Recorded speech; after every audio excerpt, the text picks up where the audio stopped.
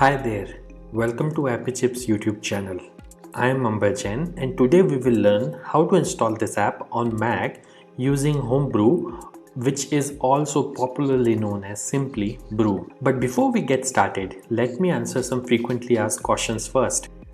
To start with, what does a package manager like Homebrew does? Well, a package manager lets you install, uninstall or repair apps on your Mac.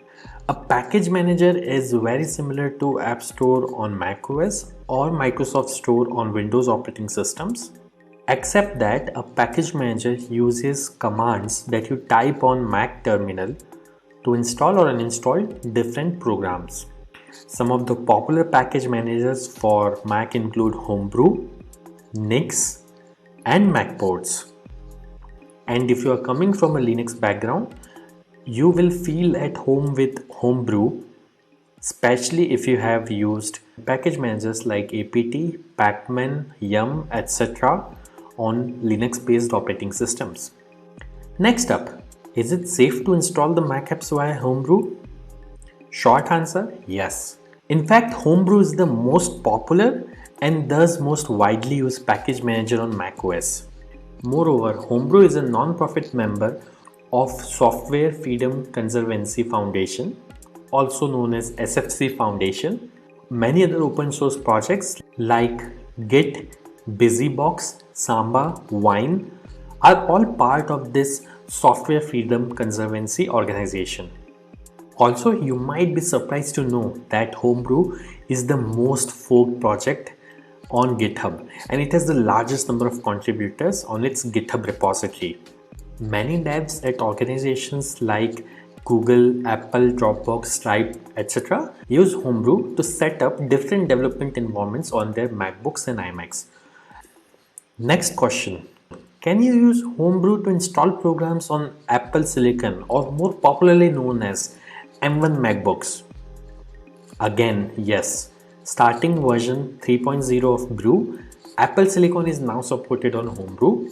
In fact, Homebrew also supports programs that are at the moment only supported via Rosetta 2 on Apple Silicon.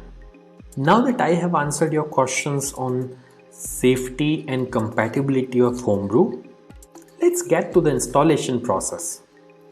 Before we can install anything using Brew, we need to install the package manager itself, that is Homebrew, on your Mac. So let's see now how can we install Brew on Mac. Let me open my Mac here. First, you need to press Command and space on your keyboard. This will open Spotlight Search on your Mac. And then you have to type terminal.app. You will see this terminal app. Simply double click on it to open terminal. Let me maximize this terminal window. Now we need to copy paste the command to install Homebrew from the Brew website. So open your web browser and simply go to the website brew.sh. Once you are on the website, you will see this section called Install Homebrew, which has a command that you can simply copy by clicking on this button over here. Once it is copied, you have to go back to terminal, right click, paste. Now that the command is copy paste over onto this terminal, press enter. This will start Brew installation. Now it is prompting me to enter my user's password on Mac.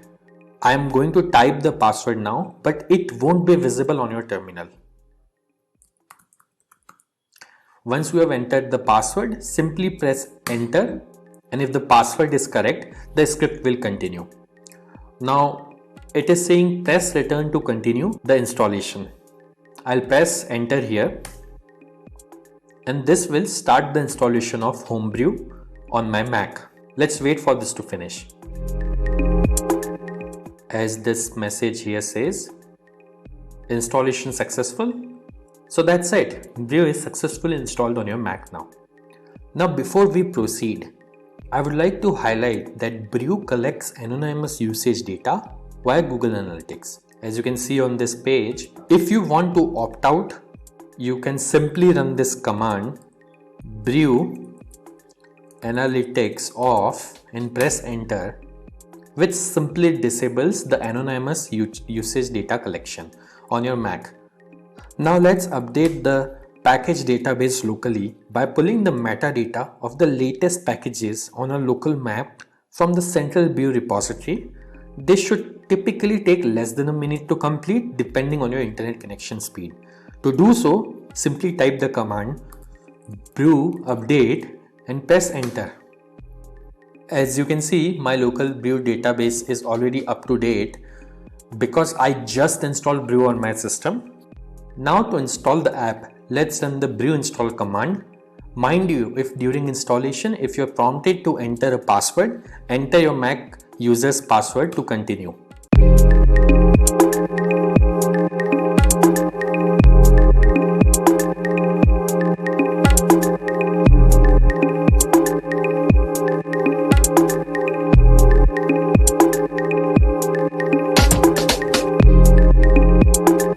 That's it. The installation was successful.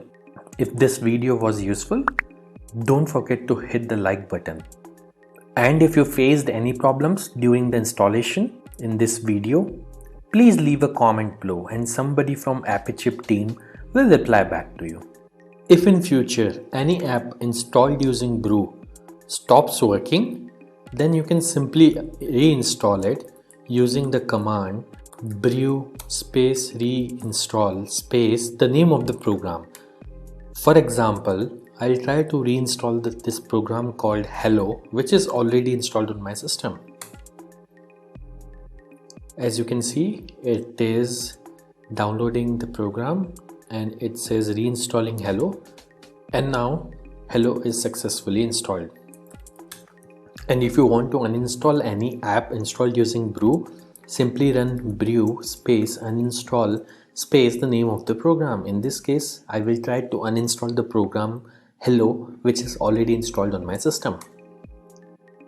As you can see, within a few seconds, it says the program is successfully uninstalled. Also, over time, brew might end up consuming disk space on your Mac as it keeps installers of the programs that you had installed on your hard disk in a cache directory. So you can use the brew space cleanup command once every 6 to 12 months to free up some space on your Mac. This command removes app installers and older versions of the packages only. It would not uninstall any of the apps that you have installed. As you can see, brew cleanup was successfully run on my system. So do subscribe to our channel as we have tutorials for installation of over 9,000 programs on Mac, which will come handy. If you need to install other apps on Mac in future, chances are that we have got it covered already.